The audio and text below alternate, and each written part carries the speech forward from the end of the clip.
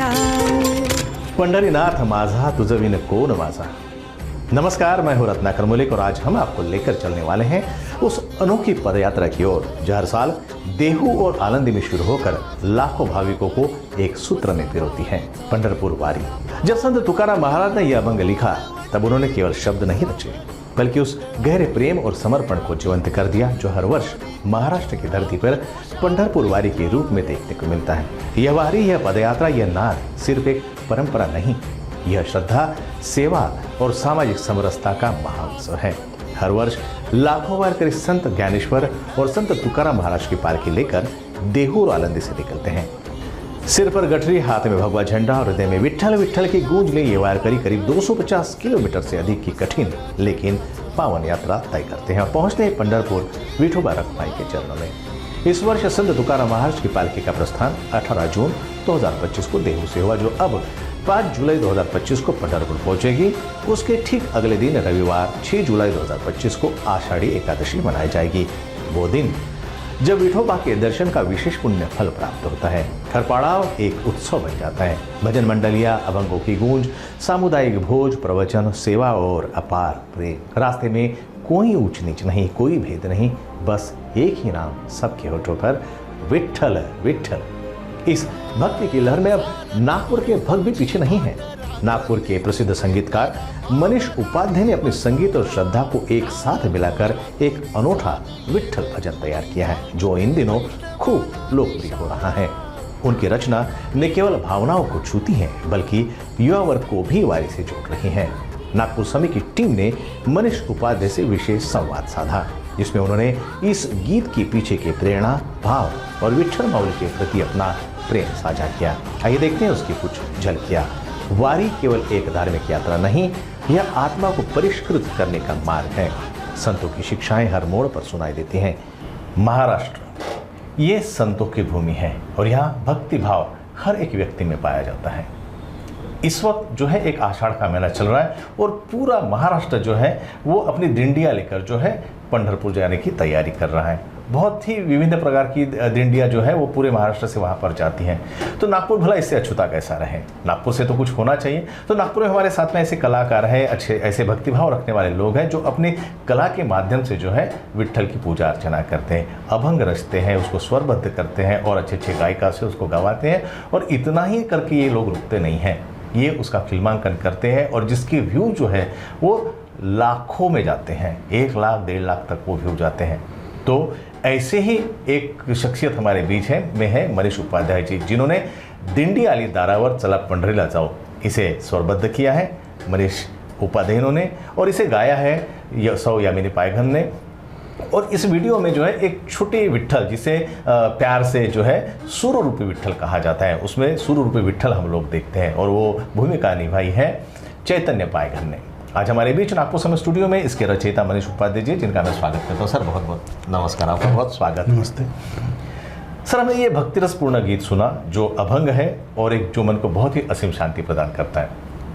मेरी एक उत्सुकता है जब मैंने ये गीत सुना और मैं चाहता हूँ कि आप ये इसे गाकर तो हमें सुनाइए, लेकिन इसकी एक यूएसपी हम कहेंगे, इसकी एक बहुत ही अनोखी अदा है और जो लोग संगीत में विशेषकर रुचि रखते हैं, जिन्हें राग का जो ज्ञान होता है, तो आपने इसमें राग कलावती और राग सोहनी में स्वरबद्ध किया जो कि बहुत कम जो है देखा जाता है। तो हम चाहते हैं कि आप हमारे दर्शकों के लिए जो है इसे अपनी आवाज़ में जो है गा के सुनाएं। बिल्कुल बिल्कुल जी पक्का। सर वो जो मैंने आपको कहा तो आप राग कलावती पहले। बिल्कुल जी बिल्कुल पक्का। सा ग प ग प ध नि ध सा सा नि ध प ग प ध नि ध प ग प ध प ग प ग सा नि ध सा। नाम विठ्ठलाचे घेऊ सारे वारकरी हो,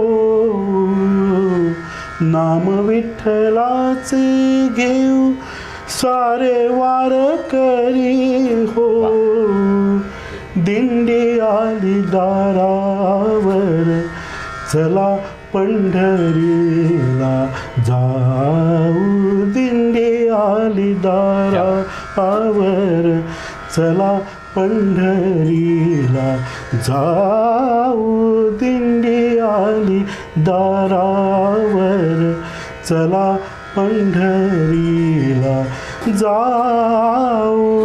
अब ये जो है जो ये ना अपने को सभी प्यार से बोलना है। जी जी जी। जाओ दिंडी आली दारावर चला पंढरीला जाओ। ये एक प्रकार से हम लोग सबको साथ में ले चलने की भाव है। सही बात सबको है, सही बात है। सब प्यार से चलो, प्यार से हम ये जो है ये आज्ञा नहीं है, ये सब एक प्यार भक्ति से भाव है, एक भाव है, सबको भक्ति सम्मिलित है। करना है। जी जी। और अपने जाओ दिंडी आली दारावर चला पंढरीला जाओ। और यही उस राग की भी खूबसूरती है कि वो अपने से ये विनती जो है ये सब कंपोजिशन में ऐड हुआ है, इसलिए वो दिल को छू जाता है। अब जब इसका भाव बदलता है, हाँ। जब इसकी भावनाएं बदलती है, भक्ति तो उसमें है ही है। तब वो भाव आप राग सोहनी में आप बदलते हैं उसको। Correct, तो ये बदलाव भी हम सुनना चाहेंगे। बिल्कुल सही बात। जी मनीष जी, राग कलावती में हमने इस अभंग के द्वारा सबको हमने विनती की कि अब हम पंढरी की ओर चलते हैं, विट्ठल की ओर चलते हैं। अब जब हम एक बार पंढरी पहुंच जाते हैं तो वहाँ पे आविर्भाव होता है राग सोहनी का, उसमें अंतर्भाव, उसमें हम राग सोहनी में वहाँ का वातावरण की हम निर्मित करते हैं कि वहाँ पर कैसा चल रहा है।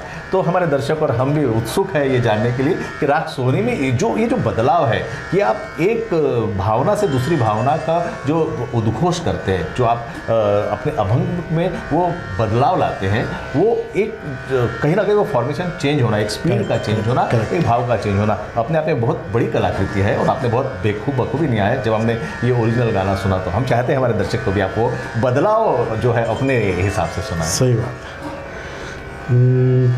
भीमा तेरी वाळवंटी संत उभे दाटी वाटी, भीमा तेरी वाळवंटी संत उभे दाटी वाटी, सा सा नि सा नि ध म नि नि ध नि ध म ग ध ध म ध म ग स म म ग म ग सा नि ध ग ग स ग म म ग म ध म ध नि सा।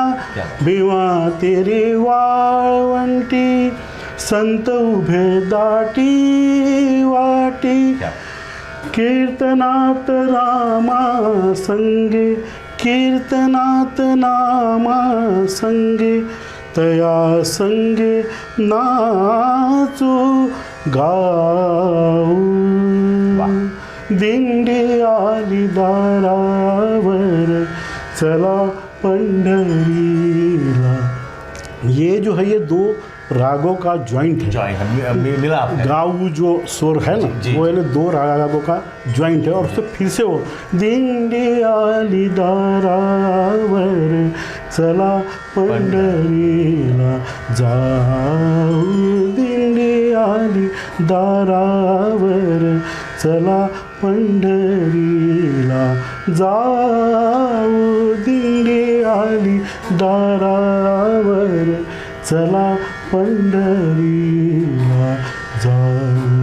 क्या बात है, क्या बहुत ही खूबसूरत, बहुत ही खूबसूरत।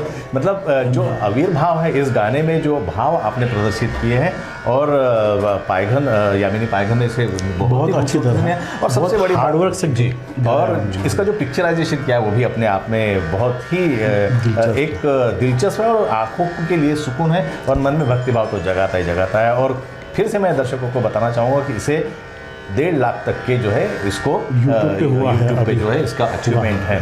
तो ये आषाढ़ का महीना चल रहा है, 6 तारीख को जो है आषाढ़ एकादशी भी है और ये इससे अच्छा समय इन सब चीज़ों के लिए ये बेहतर समय है कि आज हम मनीष जी से यहाँ पर बात कर रहे हैं। आपको और दर्शकों को आषाढ़ी की बहुत बहुत शुभकामनाएं। पूरा भक्तिभाव का महीना है और उसके यहाँ से हमारे जो है भारतीय फेस्टिवल की जो है मराठी की शुरुआत हो जाती है। उन सब के लिए हम आपको शुभकामनाएं देता है। मनीष जी आपका बहुत बहुत धन्यवाद, बहुत ही खूबसूरत लगा ये हमारा सफर था।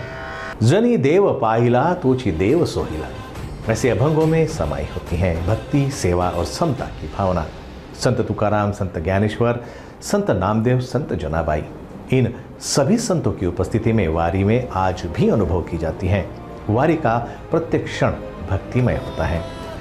वारकरी जब विठोबा की मूर्ति के सामने आकर ज्ञानोबा माऊली तुकाराम का जयकार लगाते हैं तो प्रतीत होता है जैसे पूरा ब्रह्मांड उसी आवाज में थम गया हो। पंढरपुर वारी केवल मंजिल तक पहुंचने की यात्रा नहीं बल्कि आत्मा को जगाने का एक मार्ग है। हर विट्ठल विट्ठल की गूंज में एक नई ऊर्जा, एक नया जीवन दर्शन छिपा होता है। आषाढ़ी एकादशी पर विठोबा के चरणों में सिर झुकाकर वारकरी यही नहीं कहते कि यात्रा पूरी हुई, वे कहते हैं वारी इथे संपत नाही, इथूनच खरी सुरुवात होते। जय हरी विठ्ठल, जय हरी विठ्ठल।